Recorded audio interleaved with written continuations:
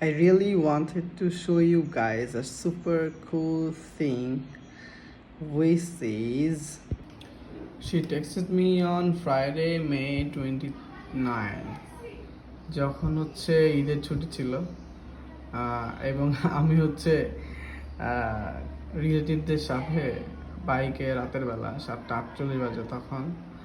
তো বাইক থেকে নেমে দেখি হচ্ছে মেসেজ দিচ্ছে। তো উনি কি বলতেছে ক্লায়েন্ট যে hope you are enjoying your time. উনি সে জানে অলরেডি যে আমি হচ্ছে তাকে বলে গেছি যে ঈদের ছুটিতে যাচ্ছি। This message is not urgent, okay, so when you return to work are you able to delete the automation. মানে তার কাজ আমি করে দিচ্ছি এবং আমি অলরেডি কাজটা রেখে গেছি। সে এইভাবে বলতেছে this message is not urgent when you return to work, মানে how polite is this? So তারপরে কি বলছে, কাজের কথা বলে লাস্টে বলছে ক্যান ইউ অলসো আপডেট। লাস্টে যে বলছে thanks second and I hope you are well. তারপর আমি ওরে বললাম যে ঠিক আছে, thanks for reaching out, sure thing I might start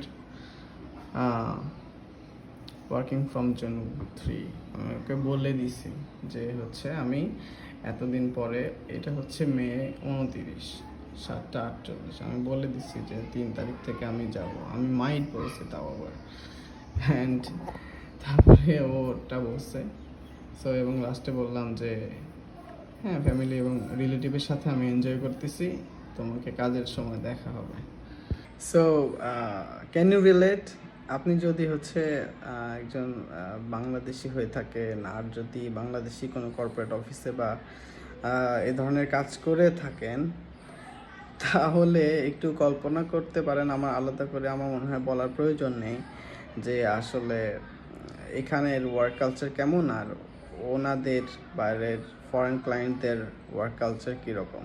can you imagine যে একটা কোম্পানির ওনার বা সিইও আপনাকে এত পোলাইটলি মেসেজ করতেছে, নট কল বা হচ্ছে আমাদের এখানে হইলে তো মানে ছুটির দিনে ফোন তো আসবেই, প্রয়োজন হলে আপনারা উঠাই নিয়ে যাবে কাজ করার জন্য। So this is why I love to work with them.